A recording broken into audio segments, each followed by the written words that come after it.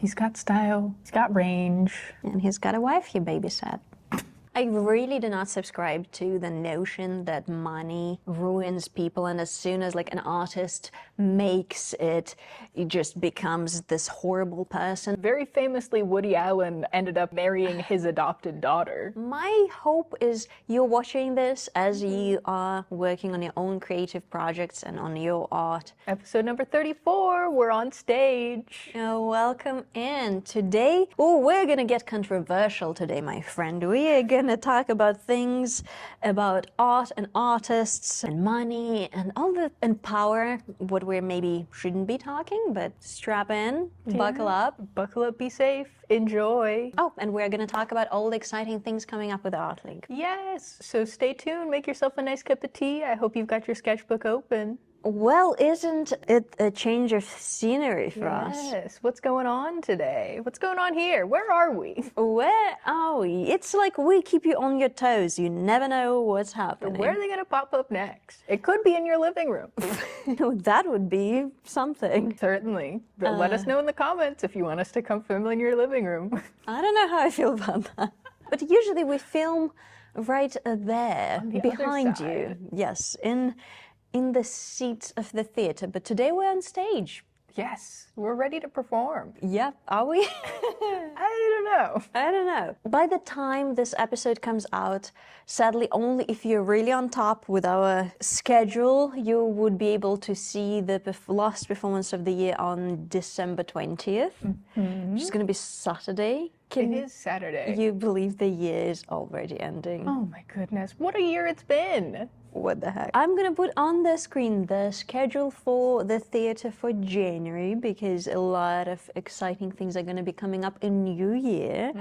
Can you even believe that? Oh my goodness, there's going to be so much happening in the new year. Yes, starting January 7th, so you guys can check it all out. And as for the gallery, a lot of the things coming up, and something I'm really looking forward to. Yes, the first exhibit of the year is going to be Irma Aranda. Yes, a retrospective, very cool muralist. We're getting I know there. how to speak. We're getting there. The one I'm really looking forward to is about textiles. Yes, there is going to be a show curated by Jody Alexander that's going to be all textile art. It's called Back and Forth, The Unintended Beauty of Textiles. And from what I've heard, she's talking about, you know, when you finish a project and you're working on the front side of whatever it is that you're working on, but then you turn it around and there's this gorgeous piece of artwork on the backside. And so she is, I think it's nationwide, so it's not just artists from the local area, but there's going to be folks from out of state, across the country. It's going to be super sick. So. I'm really excited about it. I feel like for me, and for every artist who creates visual art, sometimes the byproduct of what you create comes out beautifully, and you're kind of like, well, I don't want to get rid of this. This is art. Spontaneity, the happy accident, you know, you end up with something that you didn't expect to have, but you're just delighted to see it anyway. So are all the submitted pieces are going to be the backside, or? You know, I don't know quite yet. Because it's curated by an artist, we're very hands-off with this kind of, you know, we're here to implement her vision. So I honestly won't know what's going to be in the show until things start rolling up at the door. I'm so excited about it. I'm so excited. It's going to be so fun. That's a very cool theme. Yes. Yeah, and I'm really, really excited that we get to have a fiber arts-based show. Yes. I probably have shared this on a previous episode, but when I first started here, you know, we do our like kind of monthly, like, hey, you know, your membership's expired. Feel free to renew. And I got an email from somebody saying that as like a textile artist, they didn't feel very represented by the Santa Cruz Art League, which, you know, there are shows that you can be in as a fiber artist, but I can totally see that, you know, there's a lot of like painting and maybe ceramics, but it's a lot of 2D focus in the past years. And so, you know, we brought this up in one of our staff meetings to be like, you know, how can we how can we expand on this? How can we take this into account to make sure that we're able to represent more mediums? And so this is kind of something that came out of it, alongside with a lot of our open calls. We tried to also emphasize, like, any medium means any medium. If you are a fiber artist or a ceramicist or whatever medium that you work with, like, your art is art, and we want to see it and we want to honor it. So really excited that we get to have a textile art show. Yeah, this is one of the many reasons I stand behind Santa Cruz Art League, because we hear you guys, and I feel like this year we did have a lot of textile pieces in our shows. Definitely. You know, getting to have Future Forward and our members show, and then also we had that gorgeous quilt that was in the landscape show, which I don't think I've ever seen textile in our landscape show. So it was a phenomenal piece. It was a gorgeous piece. Honestly, by the thumbnail that I was seeing of it, I thought it was a painting when I was seeing pictures of it, and then it arrived in the gallery, and I'm like, oh my god, it's a quilt. And it was large. It's large, it's beautiful, it's very painterly too, and so it's exciting. Yeah, and we had some lovely pieces in Future Forward. In our members show, we've got some textile art and some felting. So keep at it, textile artists. You guys are doing the Lord's work. Absolutely. I'm not here to anger any quilting artists, but my next quilting project is, well, destroying a quilt. I ordered off of eBay a large quilt that I'm going to make trousers out of. Oh, very cool. Yes, so that's my attempt. I think I mentioned between the two of us that I thrifted a pair of trousers that, well, are one of a kind, and I was not able to find anything like it. So naturally, as an artist, what do you think? You think, I gotta make this. Yep. So I found the piece, and I feel a little slightly bad about that, but that's giving a new life to an item, to something that was not being purchased for weeks and weeks and weeks. And I gave people a chance to buy it. You know, I waited for a couple of weeks and it was not selling, and I was like, well, it's mine now. There we go. Yeah, I feel like, you know, there is maybe somebody will be like, that's disrespectful to the quilt, but I feel like you're giving it a new life. It's going to be used. You're still honoring the labor that went into making the quilt, and, you know, now everybody's going to get to see it. If it was just a regular quilt, it'd just be living on your couch, and, you know. Or in that case, packed in someone's basement waiting to be sold. Yeah, you know, I think this way it's becoming something that everybody will get to see. Yeah, and if it turns out right, I'm going to make that exact pattern out of leather. Nice. Let's go. That's the end goal, to make it out of leather. Some nice leather pant. Yes. So a lot of exciting things. I feel like in this time of the year, it's really hard not to look forward to the new year and plan and all this strategize. Stuff going on. Yeah, and I also feel like it comes with a lot of exhaustion. Yeah, for sure. There's just, you know, I think that the holidays will take a lot out of people. There's getting ready for, you know, having family over, and then I feel like Thanksgiving and Christmas kind of happen in quick succession. If that's not something you celebrate, maybe it's something else. But it's a lot of things happening all at once. Plus, there's like all the end of year stuff for the business side of things that you got to do. Yeah. And winter art markets, it's a very busy time of year for artists, but yes. Yeah, Anetta's going to be at the winter art market tomorrow at time of recording.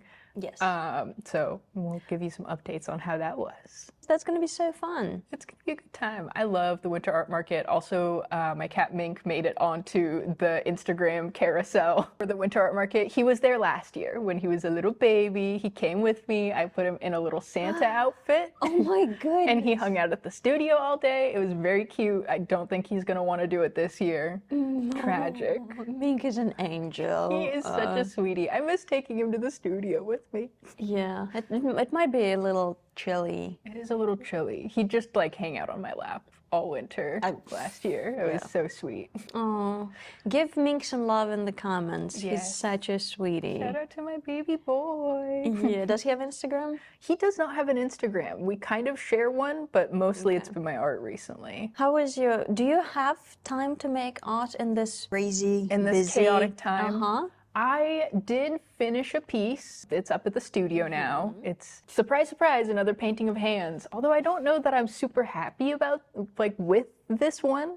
I think I am gonna make another pass at it. Okay. So I'm satisfied with where this one's at, and I'm ready to be finished with it. But I think I'm gonna redo it a little bit bigger. So Bigger. bigger. I mean, by Okay. bigger, I mean like 8 by 10, not Okay. like huge. Yeah. Big for me. Yeah. No, that's fair. That's really cool. I like that. Yeah.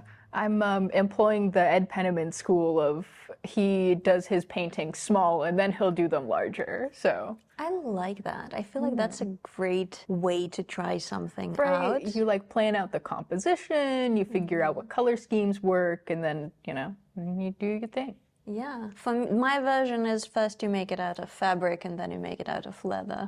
I miss visual art. I feel like in the past couple of months, if you have been watching our podcast, it's kind of you also, you follow what's happening in the gallery, but also inevitably follow our personal creative process. We like talking about ourselves. Yes. Well, that's, who else I can't talk about anyone else's creative process but mine. I don't, That's true. I'm not in your guys' head. It's your responsibility to share your artistic process in the comments. Let us know. Yeah. So I stepped away from, 2D art, so to say, slightly, and I really miss it, but I feel like not forcing it is one of the lessons you kind of inevitably learn with art. So I just go with what wants to be created and what wants to be born. And I hope I get the, second, third, and fourth wind when it comes to 2D. Get that spark back. I don't do a lot of 3D art. I've been stuck on the 2D picture plane and I don't hate it. So. Well, there's nothing wrong with that. And I feel like if anything, that's much friendlier to your space because... Certainly. Oh boy, is it hard to store. Honestly, I'm not going to lie. I kind of wish for the craziness to be over because there feels like so much pressure in the air in December for no specific or particular reason. And I don't like that. I don't like that. There's weird energy in the air and you're Yeah. like, I have to be doing something. I have to be making, I have to be catching up with something, I have to be proactive about something. Yeah, it's craziness. Even though I'm gonna say, like, I'm doing great on my to-do list. Like, I'm doing everything that I'm aspiring to do during the day. I'm meeting my deadlines and goals, and on the creative side, on the business side. But it's exhausting. It is. And then also, like, the day is over like that because it's dark. It's dark out so fast. Dark out so fast. Well, by the time this episode comes out, it's just a few days away from days getting longer. So I true. am really looking forward to that. God, I need that so bad. I need it. Even though, I'm not gonna lie, we are really blessed. We live in such a beautiful, beautiful area. Living in Santa Cruz is truly a blessing, besides the fact how expensive it is. It is. There's a reason it's so expensive. It's gorgeous here. You get what you pay for, as with a lot of things, honestly. And at least we're not like way up north where there's no sunshine all winter. I do love Humboldt, though. Yeah. I feel like Humboldt is really poetic, as well as like the rest of Northern California. But I'm happy where I'm at, and it's very inspiring. Like, this area is just, I feel like it's loved by so many artists, and the reason when you look at the map during the open studios and it's just all covered with like little so many. dots of artist studios, because we have so many crazy talented people and such a dense creative population, and I'm not taking that for granted. It's hard not to be inspired here. And Winter Market, that is, well, tomorrow for us at the time of recording, and a week ago for when you are seeing this, that's going to be, I feel like a drop of representation of it. It's a little tasting menu of our local artists. It's always fun. I love it. I always enjoy getting to meet people who come through and they love art. I love art. So we have so much in common already. And we talk about art a lot, if you haven't noticed. Yeah. Oh, and by the way, we have decided to change the upload day for Saturday. Yes. So you'll probably be seeing this last episode on Saturday, and you'll be seeing this episode on Saturday. Yep. If you're getting your if you've hit that notification bell. Yes, you would know. But I feel like that's just easier because a lot of people, especially those who have like a traditional day job, that's the time with. My hope is you're watching this as you are working on your own creative projects and on your art, and well, hopefully we keep you company. Yes, put us on in the background while you fold your laundry or paint your paintings or, you know, whatever it is you got to do. Put us in your pocket. Take us with you. Because we're itty bitty. Yeah, just a little tiny Anetta and Grace to keep you company. Yes. And on that note, shall we move into double exposure? Ooh, I think that sounds like a good idea. I am going first today, right? Yes. I have a contemporary You have a artist. contemporary artist. And also, I feel like it's kind of appropriate. We've been talking about textile art, 3D art, and all that fun stuff. And also, I see your bracelet. Yeah. With all the beads. So I want to talk about an American artist, contemporary artist, Liza Liu. And she is most famous for her work called The Kitchen. Hold on. The Wi-Fi here is not good. The hell is my password? My password is poo poo poo. Because we are so adult and mature. We're grown-ups here. Yes. Okay, back to Liza Liu. Oh, wow. She is famous for The Beaded Kitchen. This was made in the 90s. It took her 5 years to make this, but it is a 1-to-1 replica of a real kitchen. Everything in there is like individually beaded, so it's not like sewn, but she gets these little tiny, tiny glass beads and they're all glued in there one by one. But she made this as kind of a commentary on the invisible labor that women do. So she's got some dirty dishes in there. She's got a few things that evoke like kind of sexist imagery. So there's some naked ladies in the oven. Of course. As you do. That's where they go. And then every little article that's just inside of this kitchen is also individually hand beaded. So she's got some cleaning supplies, she's got a pie, she's got, you know, a little box of Tide and a broom. Yeah. And it's beautiful. It's beautiful work. She has such an immaculate attention to detail. So that was her most famous piece, but I want to kind of go back to her more contemporary stuff. So this is a series that she's working on called Paintings. So this is all beaded, but she does it to kind of invoke brushstrokes. And she describes it as like a commentary on ready-made pigments and like the emphasis that is put on the brushstroke. And she talks about kind of in her other series of work that a lot of like beading and fiber arts loses an element of like gesturalness that you'll find in drawing and painting. Color changes by like proximity and texture and all that kind of stuff, which I think is fascinating. I love it. Aren't they so cool? And they look very like, they look very alive. They look like brushstrokes. It's so meticulous. It's beautiful work. Phenomenal. And then another series that she has that I absolutely adore. I see you. Yeah, but these are all woven pieces. Oh, wow. Don't know where the original one is, but there's one that's just a giant wall of this woven fabric. She had a bunch of women from South Africa helping her with this project, and she was talking about how like the sometimes complexity in work is only seen when there's color. And so when you take all of that color away, it doesn't lose complexity. And so she wants people to really investigate how, you know, how when you see things and you don't properly honor them because you don't see the amount of labor that goes into it. You know, it's very feminist. And there's still so much dimension in it. Right? Her work it's beautiful. I love that even the cross to close the tab on her website is done. It's hand-drawn. And so this is the series where she was exploring that element of gesture again in her work, because a lot of her stuff is in beading. You know, she kind of felt like she lost that element in what she was working in. So where like the brush strokes and the paint that you see here is her going back in after the stuff is woven to paint. Oh, wow. But she just works in these immense scales. Love that. You know I do. This is another really exciting one, Color Field. I'm trying to think if this was the one where it was like wire and each wire had like 9 beads on it and there's like millions. But it just creates this beautiful, beautiful field of color. But it's so playful and exciting, and I want to feel this. I want to touch this art. I want to do a snow angel. Yeah, I'm trying to lay across it, you know? Other fun stuff she has. This is ink on paper. but I feel like a lot of her art falls into that kind of meditative, Yes. lots and lots of the same motion over and over again. Like contemporary pointillism. She speaks my language. She does. Such a beautiful website too. Yes. Okay. This is another one of my favorites. This one's from 2005. Oh, I've seen that. It's called Security Fence, and it is glass beads on steel and razor wire. She kind of explores like the prison industrial complex, and brings attention to the conditions that people are kept in for like In America. It's true in the States.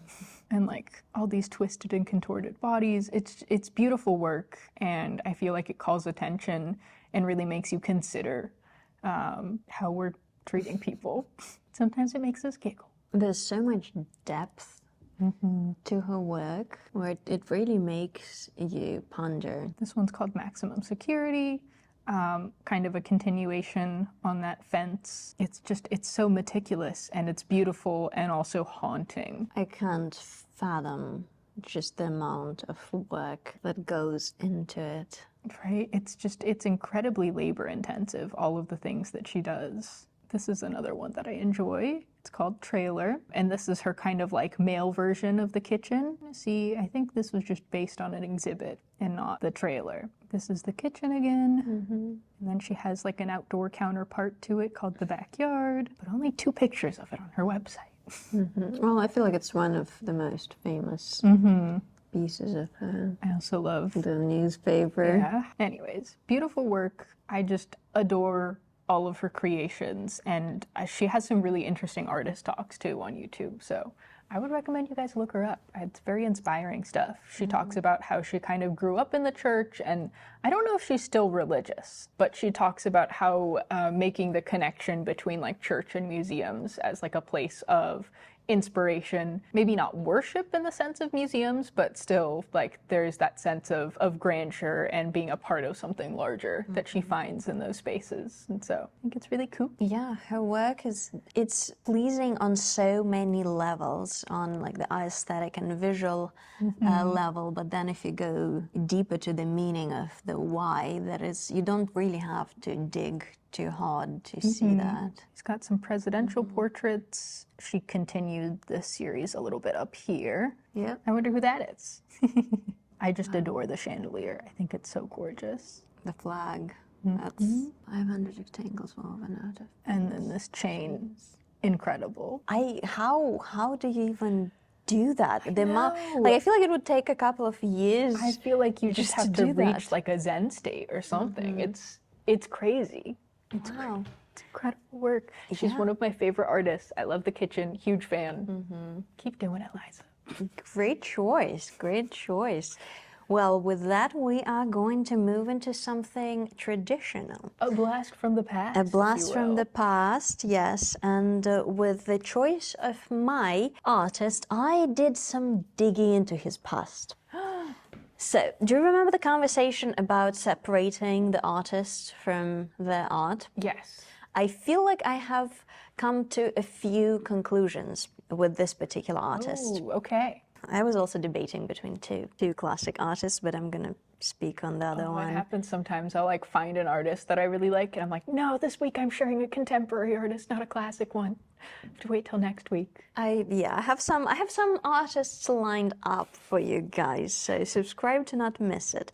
This week I'm going to be speaking about Eyvind Earl, who was most famous, or who got his popularity through being featured in Disney films. Oh. And I'm going to show some of his works that I personally love. And we are going to talk about his journey as an artist and as a man. And well, like I said, I did some digging, so we'll get into that. But to get us some visual introduction, let me show you some of the artworks that I love so much. His style is so recognizable. What he is famous for is those landscapes. He was born in 1916 in Manhattan, New York, and he passed away in July 2000 in Carmel by the Sea. So very close to us. the landscapes, if you are in the area, they just call me. They're beautiful. They're so well done. His trees look like little dandelions almost. And I feel like this portrays Monterey so well. Beautifully. It's like, it's hazy. You can tell that it's hazy and, you know, late in the afternoon. And The shadows, yes, the way he does shadows is so masterful, and just hinting on the shape of like a cow or a bush or a branch when it's still recognizable without rendering it in perfect detail. right? It's like the shapes are simplified, but also complex still. And some of it, like that was done in the early 20th century. Do this, AI. You know, that's the beauty of it, that It's so beautiful and complex, and it all works together. It's gorgeous. we're looking at the ancient tree, and the way he pictured the moss The is moss, the flowers, everything. so almost fluorescent without using those, you know, right in your face colors. It's bright, it's vivid, it's so complex. It's just enchanting, and I love it so much. It's very compelling. I feel like this, it's hard not to like it. You can see some of the Asian influence on his art, well, just based on the shapes and compositions, which I think we talked a lot in this podcast. And you can probably see why Disney liked him. Yeah, is this the artist that they had helping with, was it Sleeping Beauty? Yes, Sleeping Beauty, and he was a background artist. He was uncredited for Alice in Wonderland. He was a background artist in Peter Pan, and Sleeping Beauty was his latest in 1959. And he was also a color stylist, which I feel like is well deserved. If you look at his choice of colors, For sure. that is very evident why he was chosen. But I wanted to speak a little bit, while I'm showing you guys on the screen some of his prominent works, about his upbringing. His father was in military, and his mom was a musician, a pianist. And well, he was in a not so, they didn't have a healthiest of a marriage. So according to Wikipedia, I'll see what I'll have to censor for YouTube, but the marriage was strained, and Earl's father was heavily abusive towards his mother. A year after the couple's marriage, he was reported to have stabbed Charlotte, his mother, with a pair of scissors while verbally and physically abusing her. So while he was a small child. So that was interesting. I'm sure that was not a fun time to live through. No. So he also had polio as a child, and not to get controversial, but there's no reason curable diseases should exist in this day and age. Yeah, I feel like people of like my dad's generation knew kids who would just straight up die from polio all the time. I remember talking to one of my artist friends who also grew up in like New York during that time, and she was like, yeah, people would just die like left and right. It was so common for kids to just pass away from polio. And so getting a vaccine was something that, I mean, it was life-saving for so many kids, and we don't see the same effects these days for now, but yeah. So it did affect him as a child. So he, not as a child, as a person, he didn't have movement in the left side of his face because of it. But he got to travel with his father to Europe, and he had his first art exhibit. He started painting when he was 10, and he had his first exhibit in Paris when he was 14. oh my gosh. So, you know, there are some perks of being not a nepo baby, but having resources. So to say, we can't overlook that. Not everyone gets opportunities like that in life. Yeah, that's crazy. Yes. And first he started with realistic paintings, which I think you can still see the hints in his later works that, you know, they're they're recognizable as landscapes and such. But I personally prefer that later iteration of his There's a little more style to it, a little more of him in there. Definitely. Yeah, he started working with Disney in 1951. And I want to talk a little bit about his marriage because I found his late wife's obituary from Monterey. Aw. And some of, she sounded like a wonderful woman. She passed away in 2005. And something that had me raise a few questions was Joan met, her name was Joan. Joan met late Eyvind Earl for the second time at an artist reception held for him in Carmel, California. The first meeting had been when he babysat for her 20 years prior to that time. Babysat for her, not her, so I wanted to give a man benefit of a doubt. But she didn't have biological children of his own. He only had the stepdaughter, Eyvind's daughter. What's their age difference? Do we know? Yes, we do know. She is 18 years younger than him. Okay.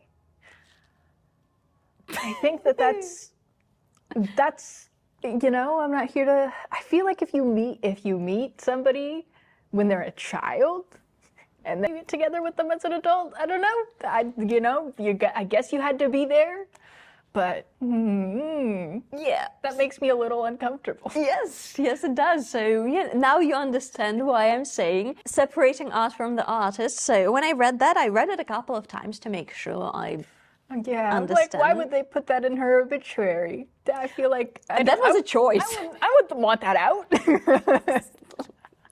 I don't know. Okay. Anyways. Yeah, they were soon married. Oh, that's the sentences one following the other. So their first meeting had been when he babysat for her 20 years prior to that time. They were soon married at the Kennedy home in NYC at Center Island. What a sentence. Maybe you should have put. Okay, I'm so sorry. Anyways, and I'm not here to knock on age gaps. Like my parents are 20 years apart. You know, I mean, their marriage didn't really work out. Did your father babysit your mother? Not that I know of. Okay. So at least I have solace in that. Yeah. So and that was his second marriage. So he had a daughter from his first marriage. Yeah, that made me question a few things, and the involvement of him with kids' movies. Yeah. With Disney. It can't be as bad as what was going on over at Nickelodeon. Yeah, that's for sure. But man can paint. He can't paint. Man can paint. Let me. Oh wow, that's Big Sur.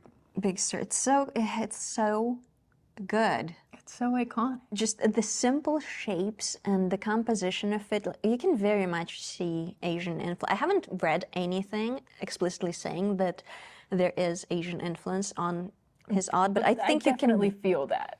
I think you can just take one look at the branches. Right, the composition, the use of it feels very like ukiyo-e or like traditional calligraphic landscapes. Yes.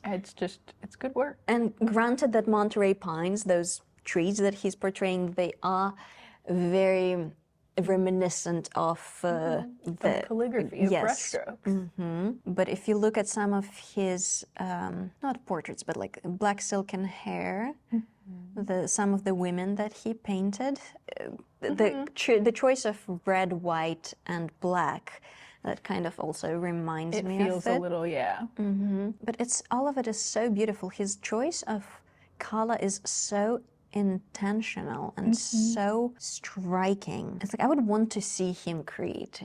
Right. I would want to see the process. They almost feel like digital art. Yes, they do, and that's why I, mentioned AI. And as he was born in Manhattan, you can see some of the Central Park and New York Some of it gets a little Bauhaus too. Yes, I mean that he didn't have that exact style when the Bauhaus was popular. That came later. Like he started working with Disney in the 50s, and those works were created like 60s, 70s, late 80s, but some of it is just so magical. The red wagon and foliage. Oh, that's delightful. The birds, it's very symbolic, I would say, and his snowscapes. At the time when you're seeing it, we did have a class on painting snow, so if you want to learn how to paint, we'll just put on the screen for you the selection of the upcoming classes. They might not be exactly landscapes, but I feel like that's definitely a good source of inspiration. Oh, for sure. And if you look at the snow color by itself, it's not white. It's yellowish, it's greenish, it's grayish. Yeah. But all together, it reads so clearly. Right. I mean, color is so relative. It really depends on what's next to it. I feel like in my own paintings, I almost never use straight white. I have this like kind of off-white yellowish color that I use for my whites. And then when I want to add a little extra highlights, then I'll come in with a white. So the medieval promenade with his figures, the horses, I love how abstract he gets. It's so awesome. I can see some callbacks to iconography where the Madonna with the child, but because of the choice of color, and it's mostly because of the composition. This is just beautiful work. Some more of the snow. It's so dreamy. I can definitely see why. Right? It's very fairy tale-like. Man has a style. He's got style. He's got range. And he's got a wife he babysat. So, yeah, that was my choice for the week. And talking about separating art from the artist, I think what I came to while digging through this, just because of how inspired his works make me, but at the same time feeling so conflicted about what I've read and found out. And obviously I didn't know the person, I don't know what happened, but the choice of the sentences in his wife's obituary seemed very intentional, so we can't overlook that. So what I came to is we can highlight the works and admire them and recognize the impact and influence and the craftsmanship while also acknowledging the character or the facts. Not the character again, because we didn't know him, but just the pure facts that had happened. Yeah, the things that make up the person as a whole. Because there's a lot of that. And I think like in the grand scheme of artists that we've talked about, you know, having babysat your wife, probably not the worst thing that any of the artists we've talked about have done. Mr. Francis Bacon, he was a strange guy. But still, like, the art that they make is impactful, as long as that doesn't like gloss over the other things that have happened. Exactly. And I think that separating the art of the artist can kind of aid in, you know, not acknowledging what the artist has in their past. Exactly. So I think we can hold two truths simultaneously and acknowledge both without passing some harsh black and white, right and wrong judgment just by that's the case, that's the person, that's his art. And that's why I felt the need to highlight some of his childhood upbringing, and that would do numbers on you, I would feel. I haven't lived it, so I can only imagine going through illnesses, and they were both, like him and his wife, has suffered from cancer and going through illnesses and also, hardships. Things that happen, I think that when you grow up with a lot of abuse and a lot of trauma, there's like arrested development that can happen in a lot of people where, you know, you might babysit your wife. You might, perhaps. I mean, I wouldn't recommend that. Please try avoiding that if you can. Don't do that. And I don't think necessarily that creating great, impactful art negates that fact, in my subjective opinion, but the art is great. It's good. It's good art. It's beautiful art. Yeah. So that's my choice for the week. That's a bit of a controversial. A little controversial. What do you think? What artists do you want to separate from their art, and why? I mean, there's so many. Honestly, there's so, like, I mean, we have, like, I feel briefly just touched upon Picasso and the others. Picassos of this world and how they treated women, and there's just and you know what, I'm gonna be completely honest, that gives me hope towards future, because I feel like we are moving past it, and in this day and age with presence of social media and people and women speaking up, we're living in a post-Me Too society, and I love that for us, because I feel like it's holding more people accountable to their wrongdoings, and well, it doesn't necessarily diminish their art, but hopefully that makes people reflect on their actions and maybe not commit some of the things they are committing. Yeah, preferable. Ideally. Don't be a dick. I know you gotta censor that, but like, you know, Yeah. be nice to people. Be nice to people. Be nice to people. Try not to babysit your wife. Yeah. Try not to marry people you babysat. That is probably the better option of the two, because if they're like, hey, I need you to babysit this person, and you're like, sorry, that's my wife. Oh my God. Jail time. Straight up jail time. Oh my God. Even though there was like an actor who kind of this situation happened of like she's gonna be my wife or something. I don't know about an actor that it happened with. Very famously, Woody Allen ended up marrying his adopted daughter, which is crazy. Ugh.